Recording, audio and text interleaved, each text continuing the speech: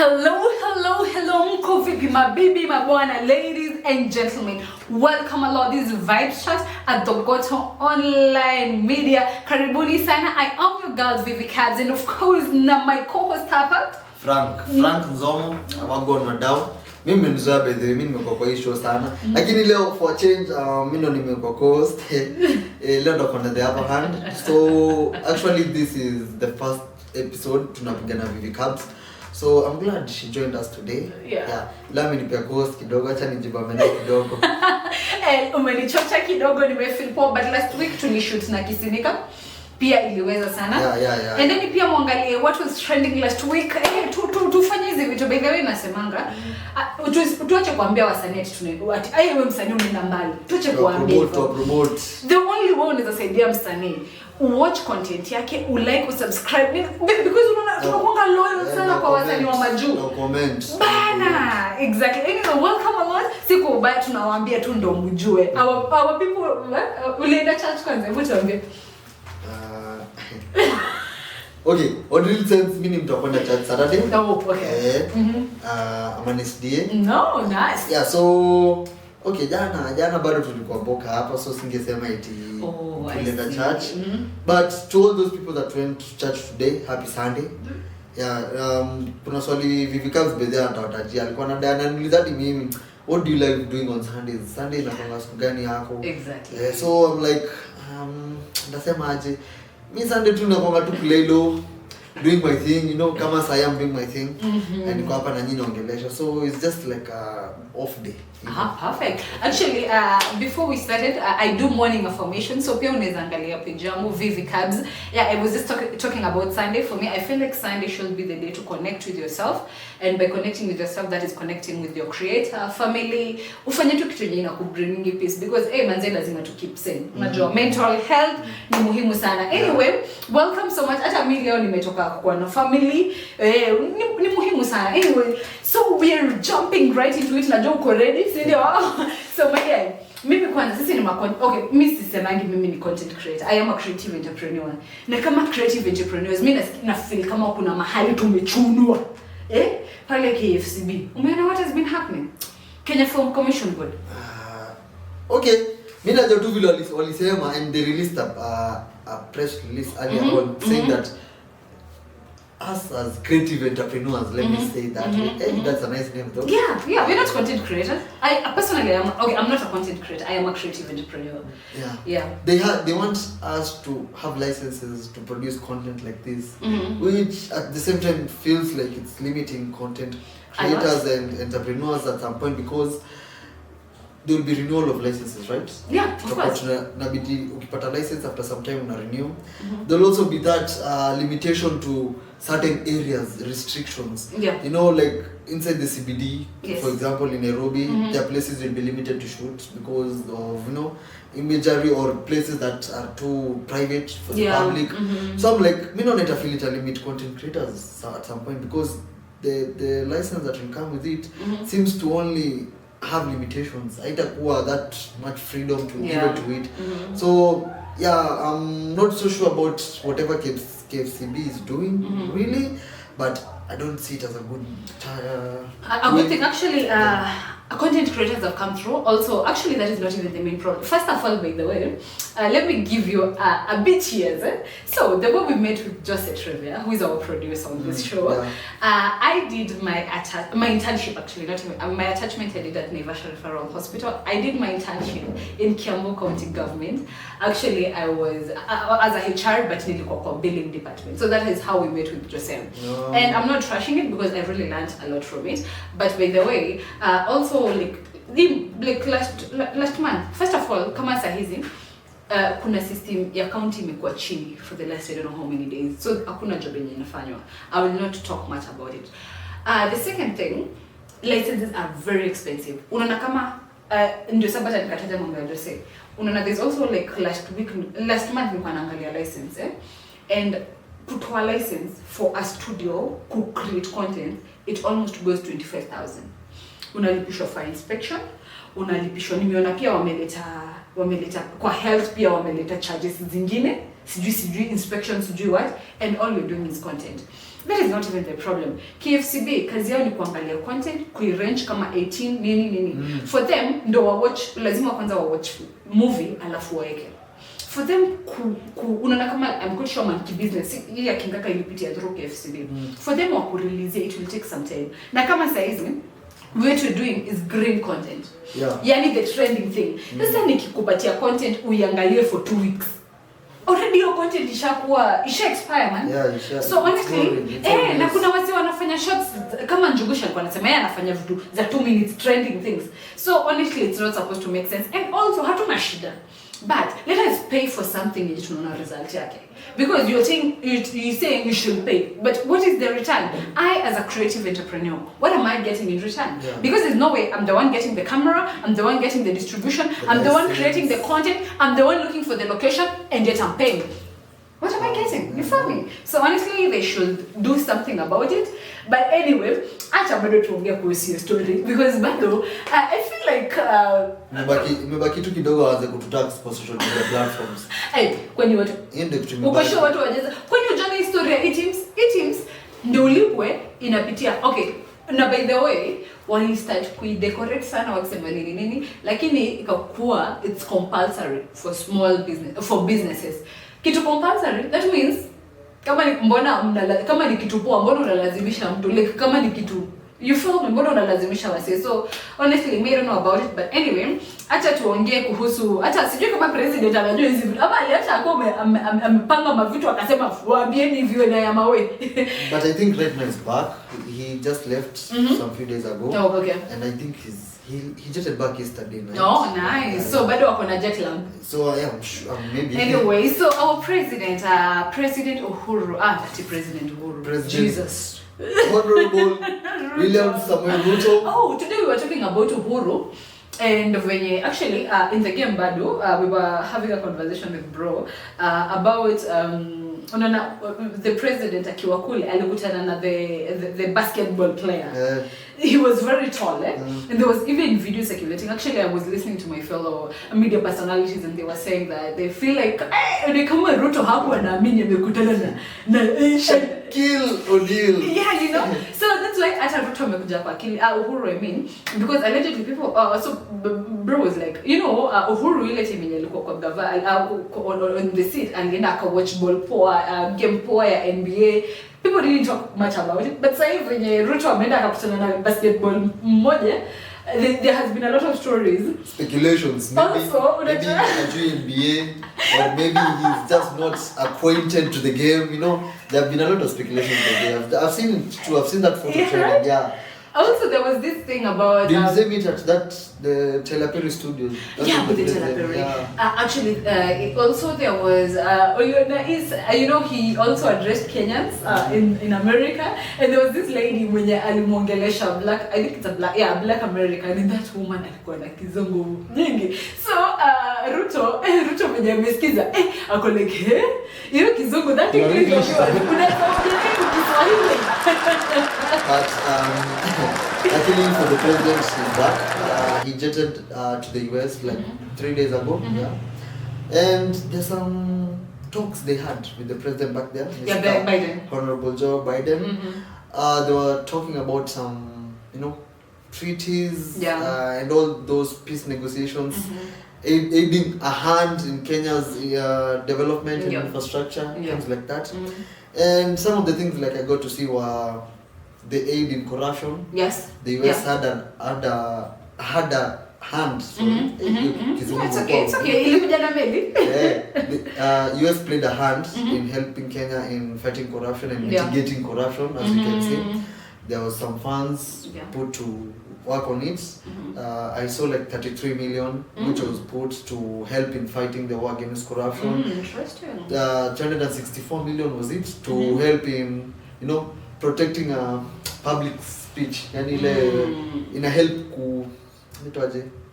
to build that public speech and for the whistleblowers, you know, to talk out whatever is happening within the government, to let the public know whatever government is up to.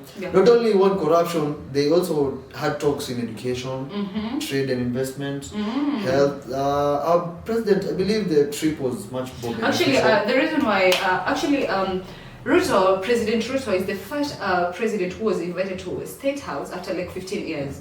15 years there has been no African president mwenye amekuwa kwa state house, and the reason actually Kenya is really becoming like Kenya has really been placed on the globe, and one of the reasons why they really considered Kenya is because first of all about the plea to deploy some policemen to Haiti.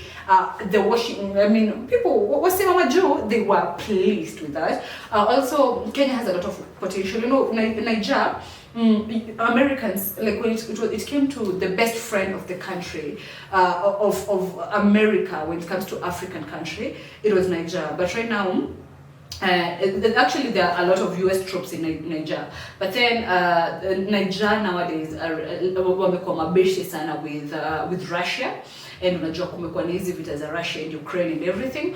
So there has been that. Also, Joe Biden, the President Joe Biden, before he got into office, he had promised that he will go to Africa and he will really be committed to Africa. So the reason, one of the reasons why he was inviting Ruto might be because he had not bado hajatimiza kile ambacho alikuwa amesema. So it is also a way of bringing them close. But anyway, make it ilinibamba sana ni venye alibeba Eddie Butita and Kate actress. They represented us in a very big way. By the way, let me tell you, for me, I feel like these are the people that we artists should look up to. Because Angalia kama Kate actress, we know her from back in the days. What consistent. What was her first TV show? I think it was Selena, then her peak. I don't know if there was Happy was an advert. Yeah, but unajua mimi najua tulimjua poa kwa Selena Mother-in-law, and then she came to Happy soft hair. So since she's doing big, amazing. Her brand is really nice. Also Eddie Butita from back then with Churchill, and then he moved now to his own YouTube channel. And had these stories, them dating with Mamito and everything. But they come to think of it. Okay, but anyway, it was dating. Itabidi tuweke for the gossip later. The gossip part, the gossip part tuwekea baadaye. I know, but it is honestly, I feel like him, and by the way unajua kuna wase pia walikuja, and it saddens me so much as a female creative entrepreneur also, because people were saying that Kate actress, you know, mbona akachukuliwa and everything, and also there was that story also. I don't know what, I think I said it was in Dubai or something. There were also some speculations about her and the babu na mama, where Kenyans start talking about stuff. But honestly, Kate actress, the reason why she went with the president, it was because of her achievements. And that's nashangaa mtu, mbona, why would you make such speculations? She even stated on her social media that the trip was fully sponsored and that she was given an invite by the US Embassy to Kenya. So I'm like, okay, it's really a nice gesture. The way she did it, you know, even the trip was fully sponsored, and, you know, self-sponsored. It was really nice because people are claiming that this was government money, you know, going down the drain. And let me ask you a question. Whether it is government money or not, it was business. These people were meant to represent creators, right? Actually, I am surprised that it is self-sponsored. It's supposed to, the president is the one who invited them, right? But she stated on her social media platform, I think it was Instagram. But it is so unfortunate because tunaona achievements zake, we can see, unajua ingekuwa ni kitu ingine. Congrats, congrats, so guys, mtu akifanya kitu poa, acha tuache kutafuta vitu nyingi. Kama amefanya poa, bila mumu. Anyway, bado tukiongea kuhusu one of our very great mountaineer actually passed on, Cheruiyot. Okay. Kwa wengi wenu mwenye mtasikia hii story, he is still unknown to many, but by the name Cheruiyot Kirui. Yes, yeah. So he was trying to climb Mount Everest, the highest mountain actually. Yes. Without a supplementary oxygen tank. Imagine how daring is that actually? Imagine. Honestly, my dear, how daring is that? I honestly feel like, first of all, Cheruiyot has been a mountaineer for the longest time. I am personal friends with mountaineers, especially Empress Shibokimani. Please look for her page Facebook. She's one of the mountaineers. She's done Mount Kenya. a lot of mountains. She's a mountaineer basically.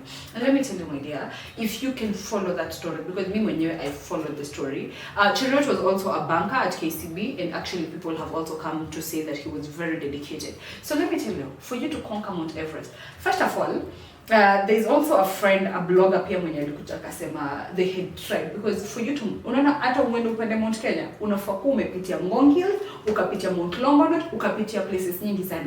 There is a lot of training. Na huyu msee Cheruiyot had summited the major mountains in the world. So Mount Everest was just like going to the next level. And one comments, I cannot remember the name of the mountain, but it's like Mount Kenya or something, like it's very high. So they had tried, because wanafanyanga trial mountaineering. Yeah. So they had already done that without oxygen. In the same, I've told you there's a blogger mwenye come through akasema actually they were with him, and then for him they were to go pamoja, because he was also having a Nepal climber, a Nepal climber who also is missing. So it is very daring. But let me tell you, my dear. After I was hearing also fellow media personality like akina Mwalimu Rachel with DJ Exclusive, they were also saying, I think that's the best way to go, because you know what, Cheruiyot was not a fool. He has done mountaineering for the longest time, and it was just stretching. You know, mountaineering is not just a sport; it's actually going beyond, like.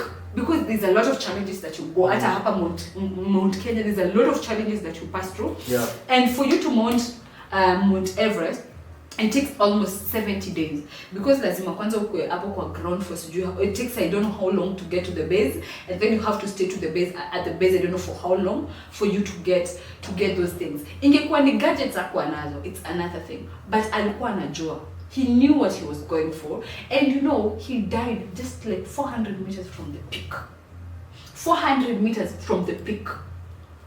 But that's daring. It is daring, and that is the whole thing. That is daring. That is the. What is the personally, I'm not a mountaineer, but ingekuwa ni kama sana, ili kutake risk my guy. Ebo, unajua kuna two extremes.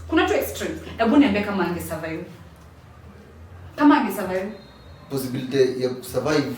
Possibility to survive that will be a 60-40 chance. Exactly. And the 60 chance is that you might not come back home. Thank you. And he knew that. Alikuwa anajua. But unajua kutake risk ni nini? Kutake risk ni kitu kama hiyo. Going beyond. Alikuwa anajua. Cheruiyot si mjinga. But condolences to the family. But me personally, for me, I will live to celebrate him, because that is a proof. If I die in a camping site, take my body and take it home. Tell my mama I was a scout and I could not make it home. That is basically what Cheruiyot was doing. He was conquering the world. Me, by the way, Cheruiyot, may he rest in peace. But honestly, I'm so proud of him. Because me naangalia, in every situation kuna two extremes. Alikuwa anajua, it's either a woman, a pregnant woman, akienda kwa labor, anajuanga, it's two things. It's either I come out with another life or I give my life. It's two things. Lazima utake risks kwa life. So me, nam celebrate. Juu alikuwa kidogo tu afike. Anyway, mambo ya Cheruiyot, umesema it was too daring. He shouldn't have done. Kwangu ni daring, na mimi sema uongo. I don't do extremes like that. I am a cool guy. But moving on. Yalla tu tumekuwa na game kubwa sana. Asante. Kwanza jezi ndio hii. Ndio hii jezi kubwa. Wewe Manchester. Lakini United, bro alikuwa ananiambia si Manchester United. Lakini sikuwa na support team jana. Sikuwa na support jana. So poleni watu wa Manchester kama nimevaa jezi leo. Jana we were giving City the game, but they failed us. Ama uliuzia game.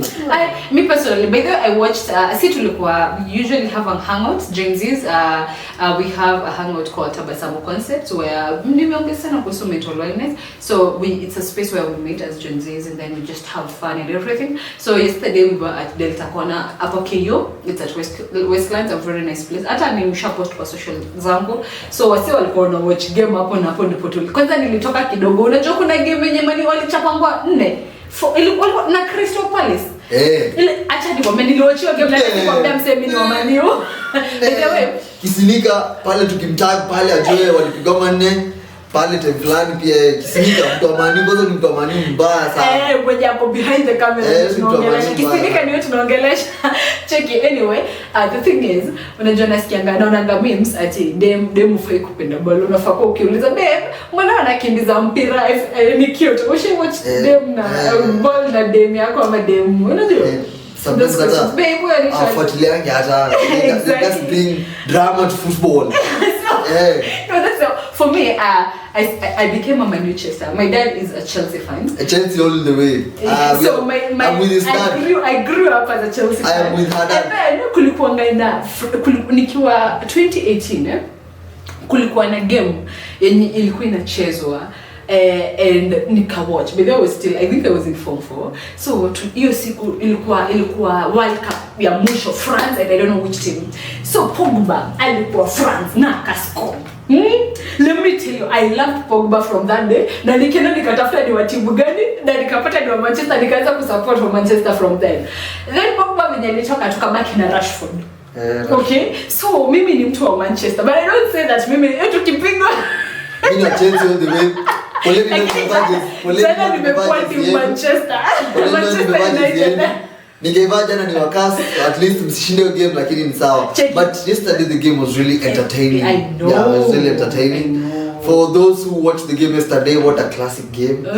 In Malaysia weekend actually, it was a really nice game to even start the weekend and end it well. By the way, yesterday Mel had a lot of energy also. I think I started off with another show. It went to All Saints Cathedral for rehearsal and then we went to Westlands and I still had energy after your game Man U. And me by the way, I am happy. Glory, Man United. Glory. It's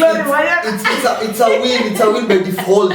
It's not a win by default. Hey, look, actually we saved Manchester United saved the best for the last because kushinda Manchester City, that's a big deal. Ingekuwa timu nyingine ningekubali. That game was so actually nikwambia hata tungetoka 1-0. That game was so hata tungetoka 1-0. Mimi ningefurahi because Man City is a big team. That game was sold to them. So watu wa Man City na mbona uko na jezi magari. Heshimu jezi. Watu wa Man City msifanye makosa hayo tena.